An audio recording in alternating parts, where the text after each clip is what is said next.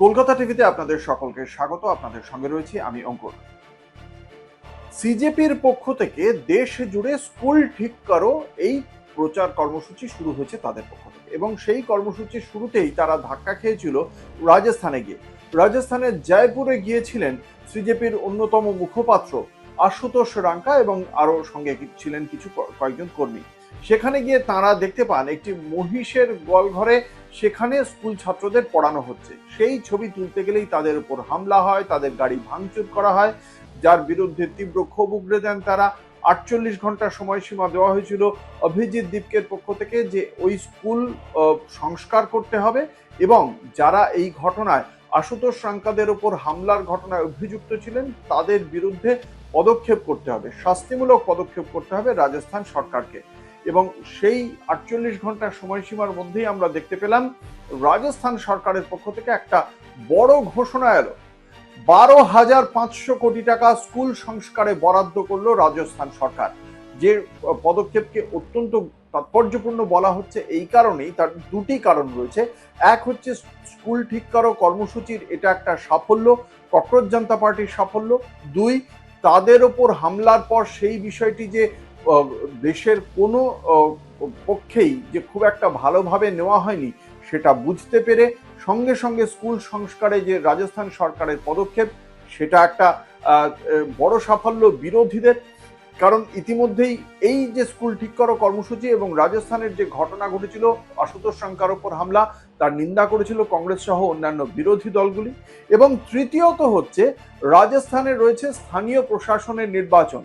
সেই নির্বাচনের ঠিক আগে সঙ্গে সঙ্গে এই 12,500 কোটি টাকা সংস্কারে বরাদ্দ করার মাধ্যমে কার্যত এটাও বিরোধীদের একটা হাতিয়ার হয়ে উঠল যে নির্বাচনের আগে যাতে বিরুদ্ধে ভোট না পড়ে সেটাকে নিশ্চিত করতেই রাজস্থানের বিজেপি সরকার সঙ্গে সঙ্গে বরাদ্দর কথা ঘোষণা করেছে। নির্বাচনের আগে এতদিন পর্যন্ত তাদের মনে পড়েনি, যখন তাদের ওই সেই ছবি যখন ককরোচ জনতা পার্টি তুলে ধরেছে তখন তাদের মনে পড়েছে। এবং যদিও এই সমস্ত ক্ষেত্রে রাজনৈতিক একদিকে প্রতিশ্রুতি থাকবে এবং তার পাশাপাশি যে কর্মসূচি রয়েছে তাতে দেখতে পাওয়া যাচ্ছে প্রায় 2,500 কোটি টাকা ব্যয়ে 3,587টি নতুন স্কুল ভবন নির্মাণ করার কথা বলা হয়েছে। প্রায় 8,000 কোটি টাকা ব্যয়ে 83,783টি শ্রেণীকক্ষ অর্থাৎ ক্লাসরুম তৈরি করা হবে। 22,589টি স্কুলের বড় ধরনের মেরামতের জন্য প্রায় 1200 কোটি টাকার মতো খরচ করা হবে। প্রায় 340 কোটি টাকা ব্যয়ে 13,616টি শৌচাগার কমপ্লেক্স নির্মাণের চিন্তা ভাবনা হয়েছে। স্কুলের উন্নয়নের কাজের জন্য ইতিমধ্যেই 3,000 কোটি টাকারও বেশি মূল্যের স্কুলের যে অনুমোদন সেটা ইতিমধ্যেই হয়ে গিয়েছে। যে 12,000 কোটি টাকা রয়েছে তার মধ্যে মোট 3,000 কোটি টাকা।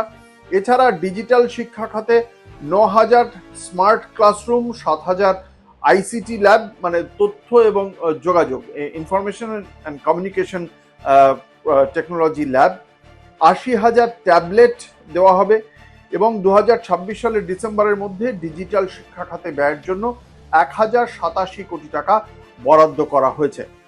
ফলে সব মিলিয়ে ককরোচ জনতা পার্টির এই অভিযানের যে এটা একটা বড় সাফল্য তা নিয়ে কোনো সন্দেহ নেই। দেখা যাক এরপর ককরোচ জনতা পার্টি আজকেই তাদের একটা গুরুত্বপূর্ণ ন্যাশনাল ওয়ার্কিং কমিটির বৈঠক রয়েছে, সেই বৈঠক থেকে রাজস্থান সরকারের এই সিদ্ধান্তের প্রেক্ষিতে কি প্রতিক্রিয়া দেয়। দেখতে থাকুন কলকাতা টিভি, রাত দিন 7 দিন।